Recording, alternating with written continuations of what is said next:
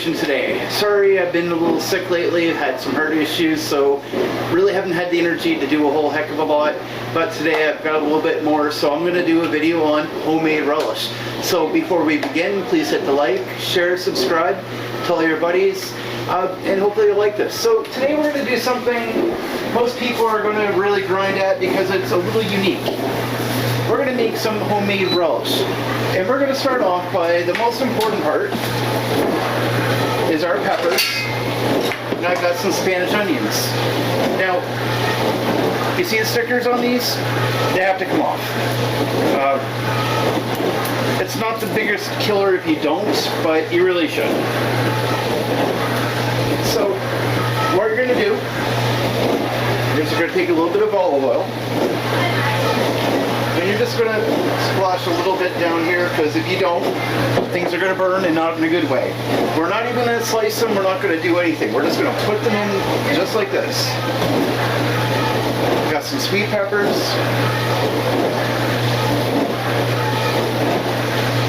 And it's going to be a little bit of a chore to get everything to fit properly. Normally you're better off with a bigger air fryer. We don't use this a lot. It's usually only me and the wife, so we don't really need a whole lot. So what you're going to do, it's going to drizzle a little bit here. While you have the olive oil out, you're going to put some in your frying pan, and you're going to put it maybe on 6. And you're going to start heating that up. This isn't a long process. The longest thing, the biggest pain in the butt you're going to have is this. You're going to put this in here and you're going to turn it on for 30 minutes.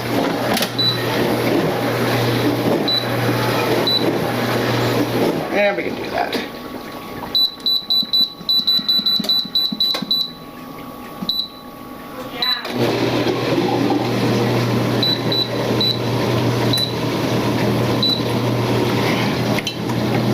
Of course, I don't use this that often, so bear with me here.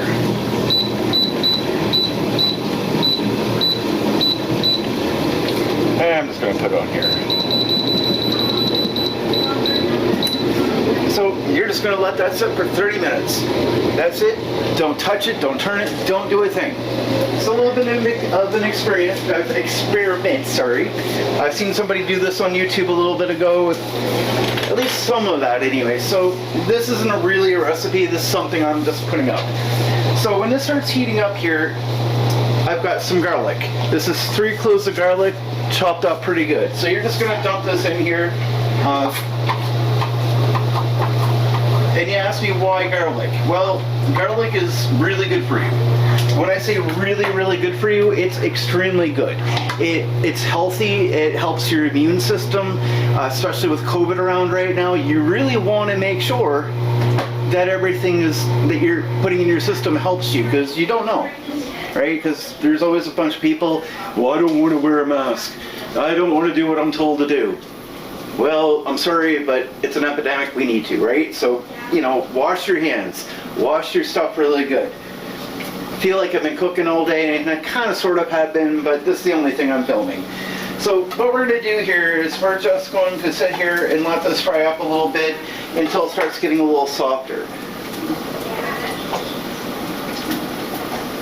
With the olive oil that you have in here, having the garlic, it's going to help infuse it. It's going to give it a better taste and texture.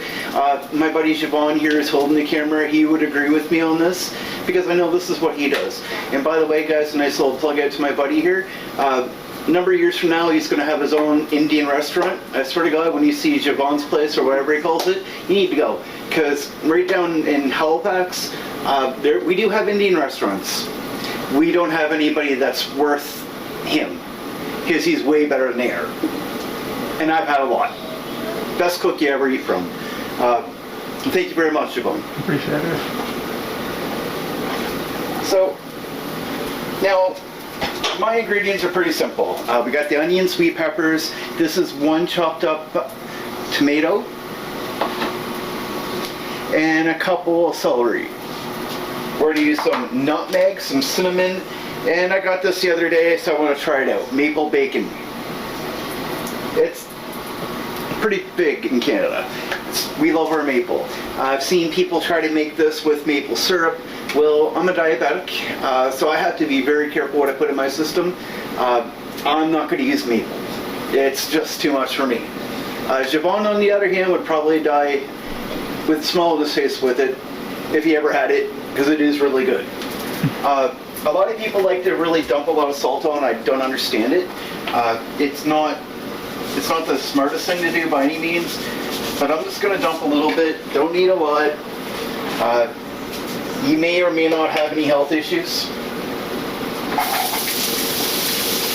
but you know what? Eating a lot of salt is really going to cause you to have them. So you're just going to dump them in there. Just remember to keep stirring it quite a bit.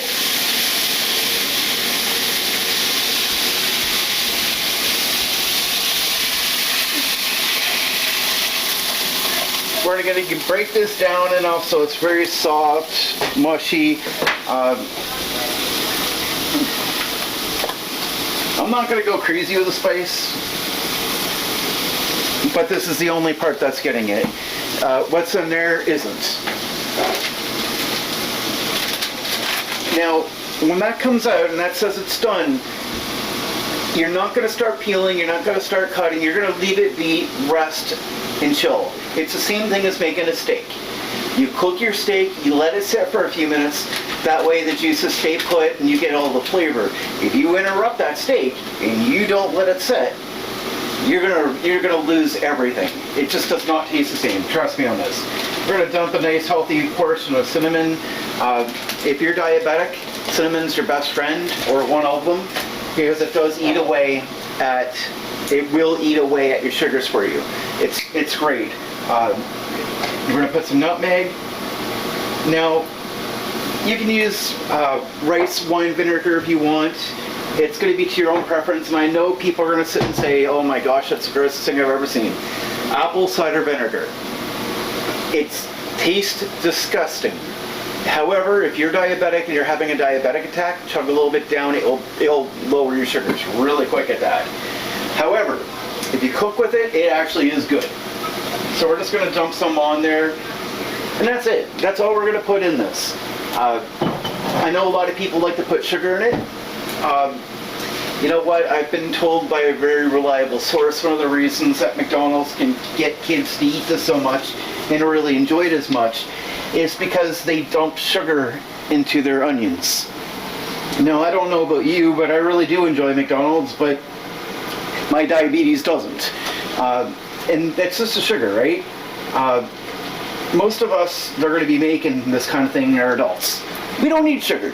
I mean, you really don't. We very, very little. I might have a little bit of my coffee, but that's it.